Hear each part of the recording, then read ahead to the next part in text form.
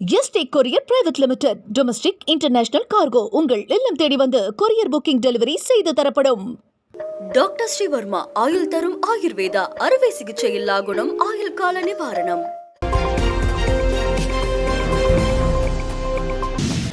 வரும் சட்டமன்ற தேர்தலில் அதிமுகவினரிடம் 117 தொகுதிகளை கேட்க வேண்டும் என பாஜக மேலிடத்திற்கு அண்ணாமலை கடிதம் எழுதியிருப்பதாக தகவல் வெளியாகியுள்ளது. பாஜகவுடன் கூட்டணி அமைத்து அதிமுக தேர்தலை சந்திக்கிறது. தேர்தலுக்கு இன்னும் 10 மாதங்கள் உள்ள நிலையில் பாஜக தரப்பில் அதிமுகவுக்கு குடைச்சல் கொடுக்கப்பட்டே வருகிறது. கூட்டணி ஆட்சி அமையும் என அமித்ஷா கூறினார். பாஜக ஆட்சி அமையும் என அண்ணாமலை கூறினார். இதுபோன்ற பேச்சுக்களால் அதிமுகவினர் கடும் அதிருப்தியில் உள்ளனர். இந்நிலையில் பாஜக மேலிடத்திற்கு அண்ணாமலை எழுதிய கடிதம் பரபரப்பை ஏற்படுத்தியிருக்கிறது. அதில் 117 தொகுதிகளை கேட்கும்படி அண்ணாமலை யோசனை தெரிவித்திருக்கிறாராம். அதிமுக பாஜக வாக்கு சதவீதத்தை ஒப்பிட்டு அதிமுகவிற்கு 2 தொகுதிகள் என்றால் பாஜகவுக்கு 1 தொகுதி என்ற விகிதாச்சாரத்தில் கணக்கிட்டு தொகுதிகளை பெறும்படி அண்ணாமலை யோசனை தெரிவித்திருக்கிறாராம்.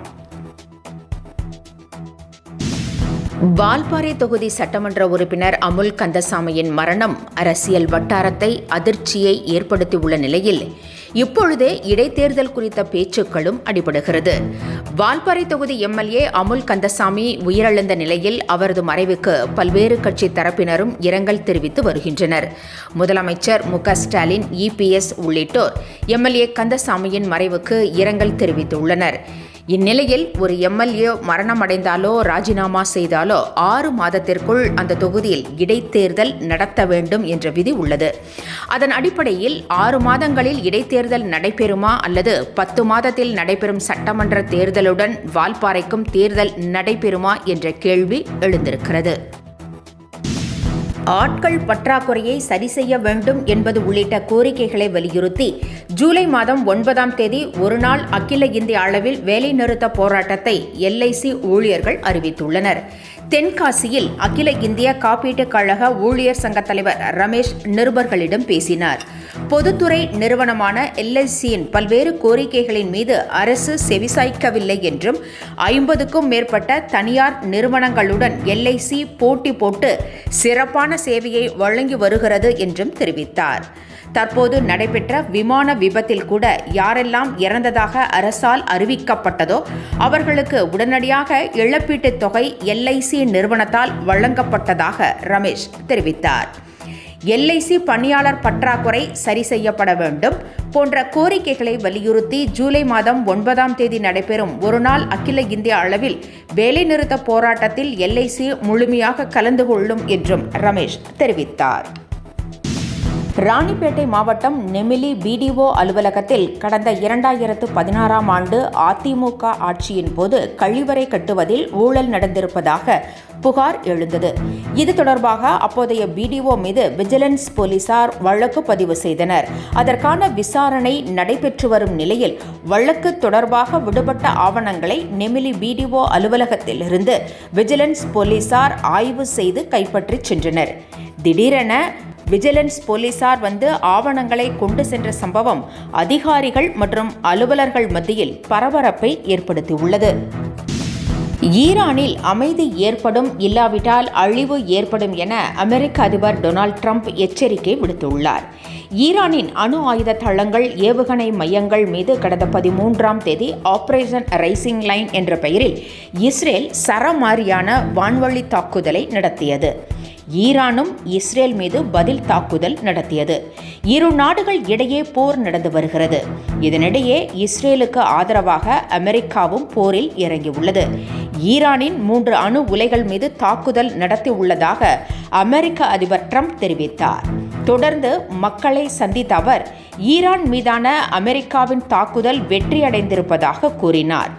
ஈரான் அமைதி பாதைக்கு திரும்பாவிட்டால் விளைவுகள் மோசமாகும் என்றும் உலகிலேயே பயங்கரவாதத்தை ஆதரிக்கும் முதல் நாடு ஈரான் தான் என்றும் அந்நாட்டில் மேலும் சில இடங்களை குறிவைத்திருப்பதாகவும் ட்ரம்ப் எச்சரித்திருக்கிறார். இஸ்ரேல் பிரதமர் நெட்டன்யாகுவுடன் இணைந்து திட்டமிட்டு இந்த தாக்குதலை நடத்தியதாக ட்ரம்ப் பகிரங்கமாக தெரிவித்திருக்கிறார். ஈரான் மீதான அமெரிக்க தாக்குதலுக்கு ஐநா பொதுச் செயலாளர் அன்டானியோ குட்டரஸ் கவலை தெரிவித்துள்ளார். ஏற்கனவே ஆபத்தில் உள்ள மத்திய கிழக்கு பிராந்தியத்தை இது மேலும் ஆபத்தில் தள்ளிவிடும் என்று அவர் எச்சரித்திருக்கிறார். இதனால் சர்வதேச அமைதி பாதுகாப்புக்கு நேரடி அச்சுறுத்தல் உருவாகி உள்ளது என்றும் குட்டரஸ் கூறியுள்ளார். ஐநா உறுப்பு நாடுகள் அனைத்தும் பதற்றத்தை தணிக்க வேண்டும் என்றும் அவர் கேட்டுக்கொண்டுள்ளார். இதனிடையே ஈரான் மீதான தாக்குதல் நடத்திய அமெரிக்காவுக்கு இஸ்ரேல் பாராட்டு தெரிவித்திருக்கிறது. மீன்பிடி தடைக்காலம் முடிந்து மீனவர்கள் கடலுக்கு மீன்பிடிக்கச் சென்று வரும் நிலையில் மீன்களின் விலை வெகுவாக குறைந்திருப்பதால் அசைவ பிரியர்கள் மகிழ்ச்சி அடைந்துள்ளனர். வழக்கமாக ஞாயிற்றுக்கிழமை என்றால் அசைவ பிரியர்கள் இறைச்சி மற்றும் மீன் கடைகளுக்கு படையெடுப்பது வழக்கம்.